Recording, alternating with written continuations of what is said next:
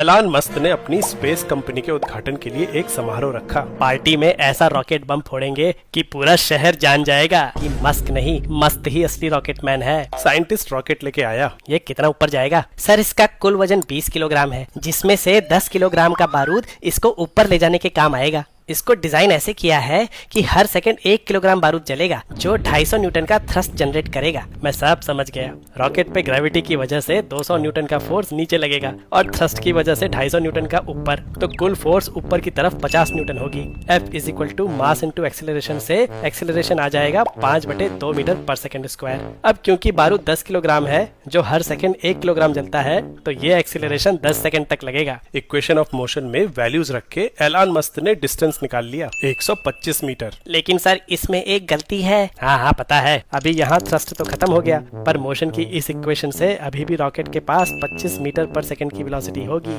जिससे ये 31.25 मीटर और ऊपर जाएगा, यानी कुल 156.25 मीटर। मस्त ने आओ देखा ना ताओ और रॉकेट लॉन्च कर दिया। पर ये क्या, रॉकेट तो ऊपर ही जाए जा रहा है। वो इतनी ऊपर चला गया कि उसका धमाका ठीक से दिखा ही नहीं। ये क्या हो गया? ज्यादा बारूद डाल दिया था क्या? अरे सर मैं वही तो बता रहा था। आपने कैलकुलेशन में रॉकेट का मास कांस्टेंट मान लिया, लेकिन बारूद जलने से इसका मास लगातार कम होगा, जिसकी वजह से ग्रेविटेशनल फोर्स कम होगी और ऊपर की तरफ नेट फोर्स बढ़ती रहेगी। इसलिए रॉकेट का एक्सीलरेशन भी लगातार बढ़ता रहेगा। तो क्या यहाँ इक्वेशंस ऑफ मोशन काम नहीं करेंगी? करेंगी सर, लेकिन हर मोमेंट के लिए इक्वेशन में अलग अलग एक्सीलरेशन लिखना होगा। तो इतनी सारी इक्वेशंस कैसे सॉल्व करेंगे? बारूद जलने की वजह से रॉकेट का मास हर सेकंड 1 किलोग्राम से कम होता जाएगा और नीचे लगने वाली ग्रेविटेशनल फोर्स किसी भी टाइम पे रॉकेट का मास गुने जी होगी। थ्रस्ट और ग्रेविटेशनल पुल को माइनस करके जो नेट फोर्स आएगी उसको रॉकेट के मास से डिवाइड कर दें तो रॉकेट के एक्सेलरेशन की इक्वेशन आ जाएगी। गौर करें तो टाइम के साथ डिनोमिनेटर घटेगा और न्यूमरेटर बढ़ेगा, मतलब ऊपर जाते जाते रॉकेट का एक्सेलरेशन बढ़ेगा। इसीलिए रॉकेट ज्यादा ऊपर चला गया। लेकिन एग्जैक्टली कितना ऊपर गया? सर कमर कस लीजिए,